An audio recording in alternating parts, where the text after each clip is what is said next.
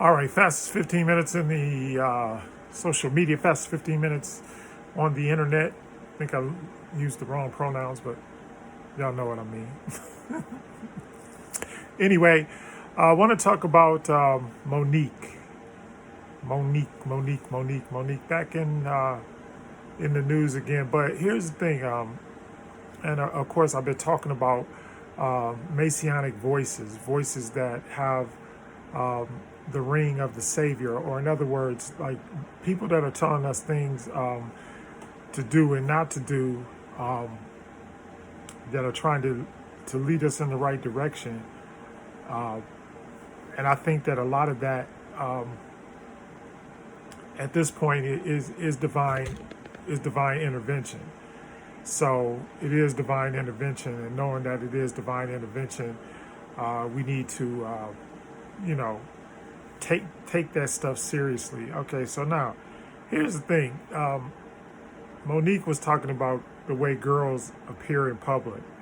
Talk about they're wearing, um, bonnets and pajamas and bathrobes and all that kind of stuff out in public.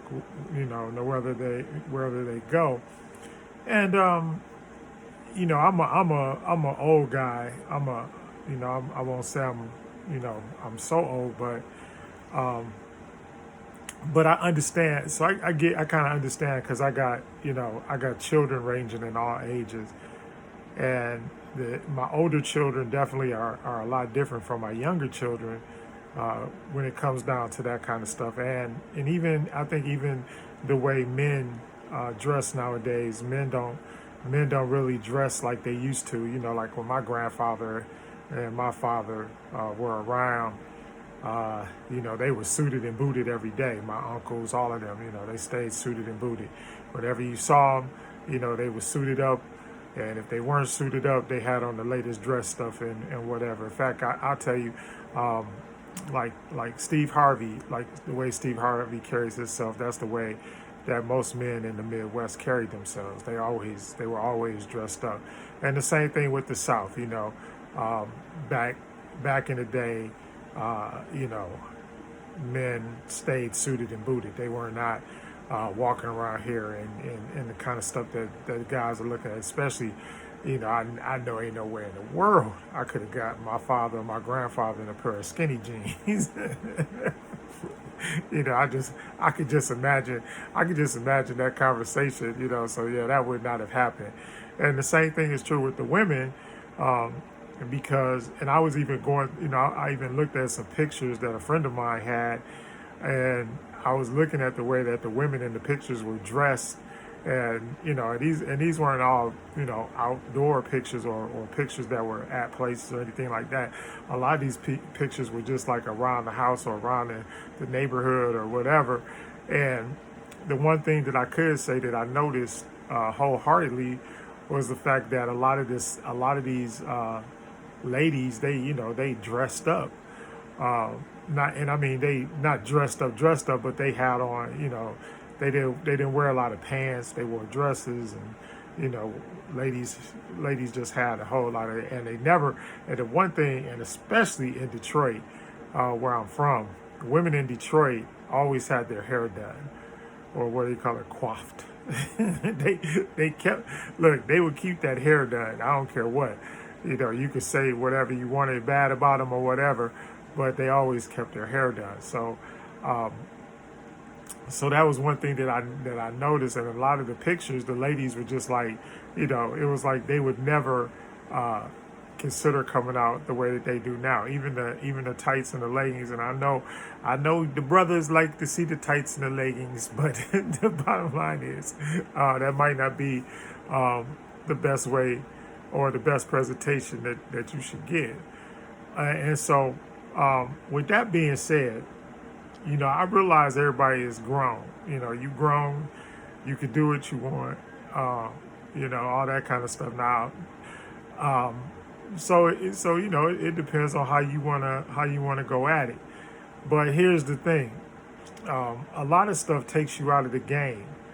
It takes you straight out of the game. Like if you walk into, unless you got something like a product that somebody wants real badly, a lot of times just the way you dress or the way you look and all that kind of stuff will put you out of the game. And yeah, is it fair? No, life. But what's the adage? Life ain't fair. Life is just not fair. So it's not fair. Some things just are not fair. And so when you I don't know, when you are going out, and especially if you're going to be out someplace and there's going to be a whole lot of people that perceive you, and something just popped in my mind. But it was like Michael Jordan. Okay, so Michael Jordan is probably the best example of this. Michael Jordan, after every game, before he went to the the post game press conference or even pre game press conference or whatever, if people were up in his face or whatever, he always had on a suit and tie. And so, just think about it. He always had on a suit and tie. And the one thing, and I'm paraphrasing this, so if I misquote or whatever a little bit, but to paraphrase what he said, he was like, well, a lot of times fans only get to see me one time in life. So the one time that they may see me, I want to put forth my best look. I want to look the best I can so that whatever happens, and this is, whatever happens, they can always say that they never saw, a raggedy, Michael Jordan. And so, and that's always kind of been the way that I took it too, because, not lately, because I've just been, I haven't been doing the same things I've been sick, and so, and I'm healing and I'm well. I don't want to say that I'm sick because I'm not, but I'm healing and I'm well. But even in the we used to go, and when we went to the radio station or whatever, we would always be suited and booted. And I remember, when I worked definitely when I worked in Denver, we were always, everybody in there had on a suit and tie. We never, because it was like, basically it's like the way that I honored my job. And then there's another thing out there that talks about how, well, you want to dress for the job that you want to get and not dress for the job that you already have. Because in show business or radio, TV, all that kind of stuff, you always got to be looking for your next job. Your whole career basically is consumed with looking for your next job, because that jobs are not, there's only a few people, you can pretty much count the number of people that have kept a job for like a long time on one hand in the radio, especially in the radio business. Same thing, so because people just don't. Now in the television business, it's a little bit better. If you're a lot of television anchors and stuff like that, they stay around for a long time. But then again, even at that, they gotta present the part every single day. So, and so that's why, they used to, radio stations could change up at the drop of a hat. So you are always looking for your next job, and you always were trying to put your best foot forward. And that's another thing. So if people that listen to you on the radio, if they saw you, you want them to have a good impression. You want to make a good impression on them. Why? Because those are the people that pay your bills. And sometimes it's hard to get people to see that even if you're not getting paid for dressing up, or you're not getting paid, they say, well, hey, they gonna pay my my laundry bill, and they gonna pay my this, that, and the other thing. Maybe not at that particular moment, but you got to understand that that to put the best foot forward and to give a good presentation of yourself is going to pay your bills, in the time to come. So that's the type of things that I want, people to understand and to realize. And so when Monique was talking about this, she didn't really explain it that way, but that's a good way to explain it. And I think, she was coming to you as your auntie, saying, well, if I'm your auntie, then I would pull you up and I would tell you, look, girl, don't go out with no bonnet on your hair. Have your hair done. And if your hair ain't done, stay home. Or if you don't have something to put on, then don't go out, until you got something to put on, until you look presentable and that kind of thing. And that's very important because, and like I said at the beginning of this, that's a lot of times, that's like the only time somebody may see you. And then they'll pass judgment based upon what's not really you.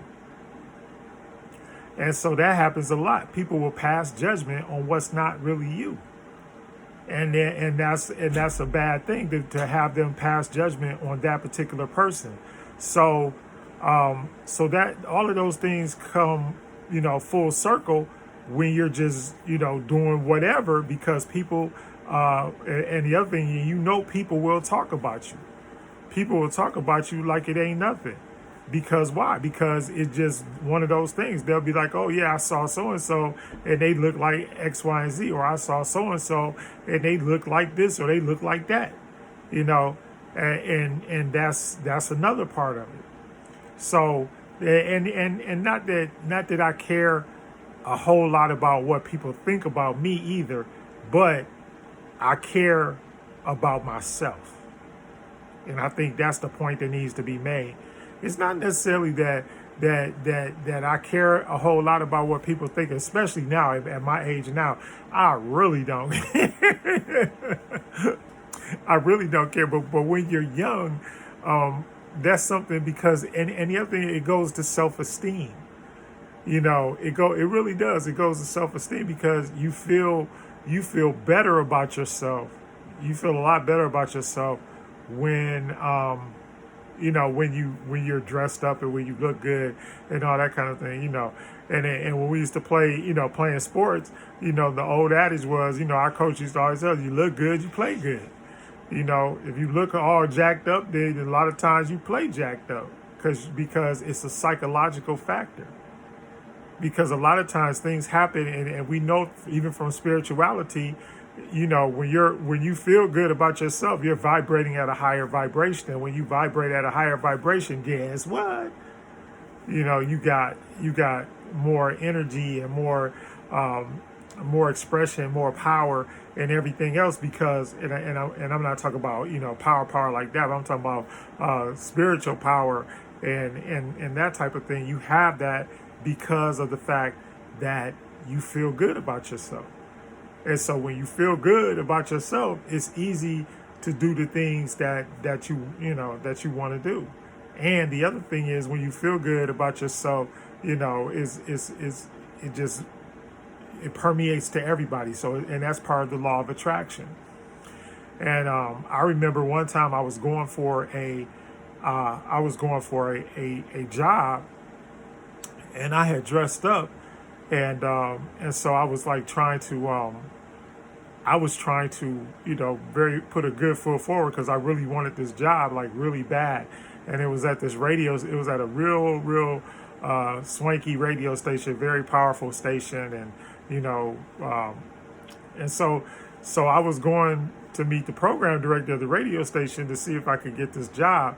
And I'll never forget, when I got in the parking lot, I I had on a 3-piece suit, a tie, a hat, everything, and when I came in there, I was like thinking to myself, like, okay. And so I stayed out in the parking lot, because I got there early, because I always made it a point, always get someplace 15 minutes early, thanks to my grandfather. If you get there 15 minutes early, you're already late. Okay. So that was his philosophy, and it stuck with me. So I get out and I throw my brim on, and I'm looking at myself, and I'm looking I'm standing outside, brushing my stuff off, making sure I ain't got no lint on me and all that. And then I'm looking in the rear view mirror, trying to make sure that my hair and everything looked good, because back then I used to get haircuts, making sure that I threw my brim on and blah blah blah blah blah. Long story short, they saw me. The people that were making the decision on whether or not to hire me, they saw me out the window. And they said that they had already made they already planned to hire me before I even opened my mouth. So I'm just saying, so take that into consideration. And girls, I ain't trying to tell you what to do, but the better you look, the better your chances are at anything. Anyway, Fast 15 Minutes is up. My name is Judson Powell, and please hit the like button, please hit the subscribe button, hit all the buttons, but most of all, hit the love button. I love you. Have a good day.